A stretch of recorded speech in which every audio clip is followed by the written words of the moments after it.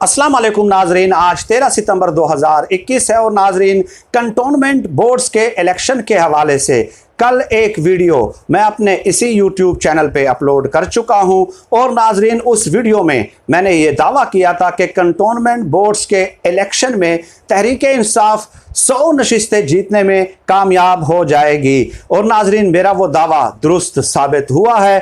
कैसे मेरा वो दावा दुरुस्त साबित हुआ है, आज की इस वीडियो में जो इलेक्शन के नताइज आए हैं उसी से साबित करने की कोशिश करूंगा।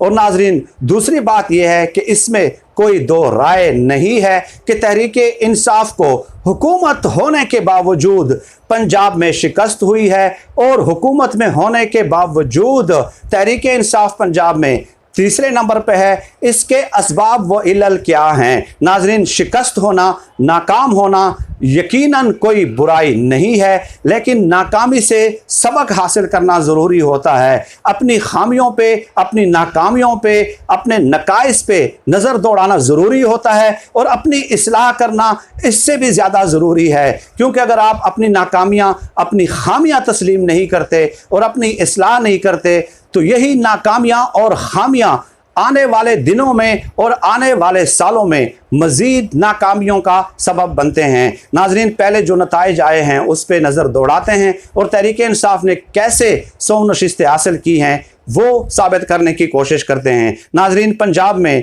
कंटोनमेंट बोर्ड्स के इलेक्शन में कुल 113 नशिस्तें थी, जिसमें PMLN ने 51, PTI ने 28, इंडिपेंडेंट ने 32, जमात इस्लामी ने 2 और पीपल्स पार्टी ने कोई नशिस्त हासिल नहीं की। अब अगर अपसेट की बात की जाए तो सबसे बड़ा अपसेट तो यही है, सबसे बड़ा अपसेट कि पंजाब में कोई एक भी नशिस्त आउट ऑफ 113 नशिस्तों में पीपल्स पार्टी हासिल करने में कामयाब नहीं हुई। और नाजरीन आपको याद होगा कि बिलावल जरदारी साहब ने गुज़श्ता दिनों एक जलसे में खिताब करते हुए एस्टेब्लिशमेंट को मिसकाल दी थी कि अगला वज़ीर आज़म सिर्फ जियाला नहीं होना चाहिए, बल्कि अगला वज़ीर आला पंजाब जो है, वज़ीर आला पंजाब जो है वो भी जियाला होना चाहिए। यानी ख्वाब आप ये देख रहे हैं कि पंजाब में आपका वज़ीर आला हो और हालत यह है कि पंजाब में आप एक भी नशिस्त हासिल करने में कामयाब नहीं हुए।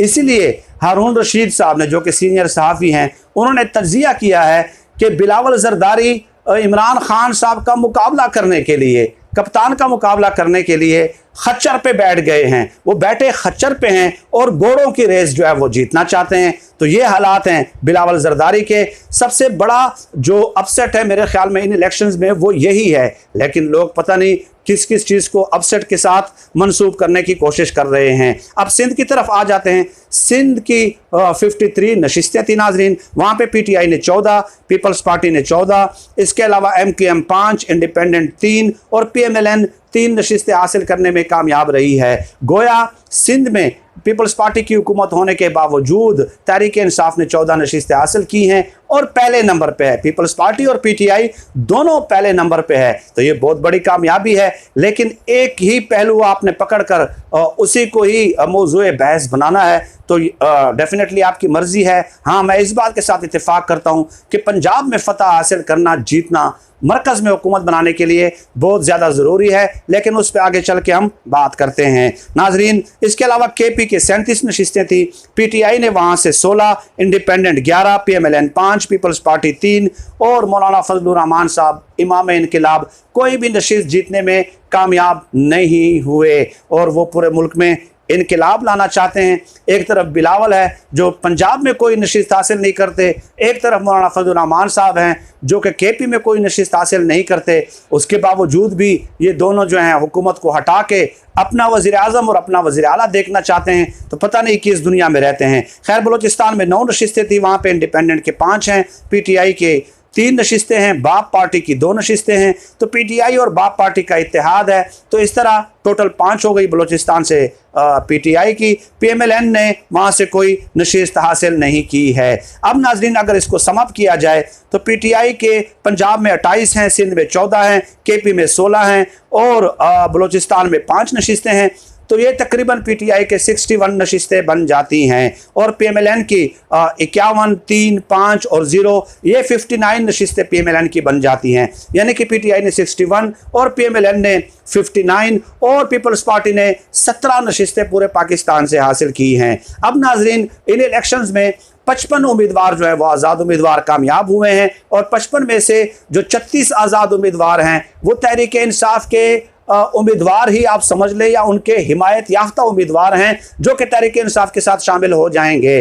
तो 36 उम्मीदवार 55 में से अगर आज़ाद उम्मीदवार तहरीक इंसाफ के साथ शामिल होते हैं क्योंकि हैं ही उनके हिमायत याफ्ता, तो इस तरह तहरीक इंसाफ की जो कुल नशिस्तें हैं वो 96-97 बन जाती हैं। और मैंने पेश गोई की थी 100 नशिस्तों की, तो 96-97 यहाँ पे पूरी हो जाती हैं और पीएमएलएन के 55 में से 7 हिमायत याफ्ता उम्मीदवार हैं और इस तरह उनकी नशिस्तें जो है वो 66 बन जाती हैं, 66। अब नाजरीन, बात यह है कि एक तरफ ये कहा जा रहा है कि रावलपिंडी में बड़ा अपसेट हुआ है, यकीनन बड़ा अपसेट हुआ है। जैसे कि मैंने गुजारिश की कि अपनी खामियों पे, अपने नकाइस पे गौर करने की ज़रूरत है, रिव्यू करने की ज़रूरत है अपनी पॉलिसियों को और ख़ासकर महंगाई के हवाले से। लेकिन सवाल यह है कि गुजरांवाला में भी बड़ा अपसेट हुआ है। 10 वार्ड्स, 10 हलकों में इंतखाबात थे, वहाँ से 6 वार्ड्स में या 6 हलकों में तहरीक इंसाफ को कामयाबी हासिल हुई है, 6 हलकों में। तो ये भी बड़ा अपसेट है। सरगोदा में भी तहरीक इंसाफ को कामयाबी हासिल हुई है। इसके अलावा खारिया में भी तहरीक इंसाफ को कामयाबी हासिल हुई है और ये भी बड़े अपसेट हैं। अब नाज़रीन, गौर करने की ज़रूरत है कि केपी में 37 में से 16 नशिस्तें पीटीआई जीत जाती है, यानी कि 50% ठीक है, परफॉर्मेंस सही है। इसके अलावा आप देख लें सिंध में भी जीत जाते हैं, इसके अलावा आप देख लें कि बलूचिस्तान में भी जीत रहे हैं। तीनों सूबों में उनकी कारकर्दगी ठीक है, लेकिन क्वेश्चन मार्क है कि जहां पे हुकूमत है, सिंध में हुकूमत नहीं है, उसके अलावा भी पहले नंबर पे है, पीपल्स पार्टी के साथ बराबर है। लेकिन पंजाब में ऐसा क्या हो रहा है? तो डेफिनेटली वज़ीर आला पंजाब को एक्टिवली जनाब एक्टिव होना पड़ेगा, इफेक्टिव होना पड़ेगा अपनी कारकर्दगी के हवाले से। खासकर महंगाई का जो फैक्टर है वो बहुत ज़्यादा मैटर कर रहा है और उसको बहुत ज़्यादा उछाला भी गया है। आप देख रहे हैं कि मीडिया की तरफ से भी, पॉलिटिकल पार्टीज़ की तरफ से भी, और डेफिनेटली अपोजिशन का काम ही यही होता है कि वो हुकूमत की कारकर्दगी को मॉनिटर करती है और कमज़ोर जो पहलू है वो अपने अवाम के सामने रखने की कोशिश करती है। तो खैर, वो पॉलिसीज़ रिव्यू करने की ज़रूरत है।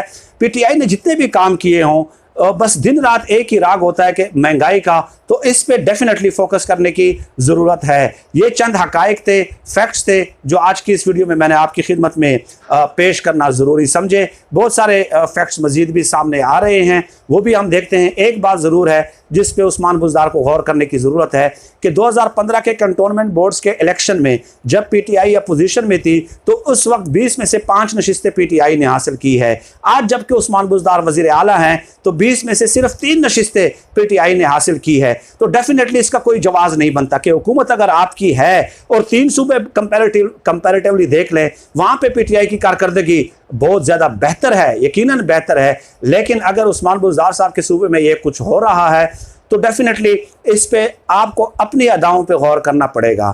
ये नहीं हो सकता कि अगर आप देखें, अगर आप स्टेट ऑफ डिनाइल में रहते हैं और आप कहते हैं कि नहीं जी लाहौरी नून लीग के साथ ही हैं, नून लीग के साथ ही हैं और वो किसी भी सूरत जो है नून लीग का साथ नहीं छोड़ेंगे, तो फिर इसका मतलब तो ये हुआ कि आपको हुकूमत करने की ज़रूरत ही नहीं है फिर पंजाब में। लेकिन अगर ऐसा नहीं है तो अपनी खामियों पे गौर करना पड़ेगा, अपनी खामियों पे गौर करना पड़ेगा, रिव्यू करना पड़ेगा, अपनी इस्लाह करनी पड़ेगी, स्ट्रेटजी एक नई अडॉप्ट करनी पड़ेगी कि कहाँ कहाँ गलतियाँ हुई हैं। जैसे कि मैंने कहा कि नाकाम होना कोई यकीन माने कोई बुराई नहीं है, इसमें कोई कबाहत ही नहीं है। ये आपको मौका देती है कि आप इस्लाह कर लें अपनी और अपनी स्ट्रेटजी को रीडेवलप कर लें। नाज़रीन, फिल वक्त आज की इस वीडियो में इतना ही। पाकिस्तान जिंदाबाद, अल्लाह हाफिज़।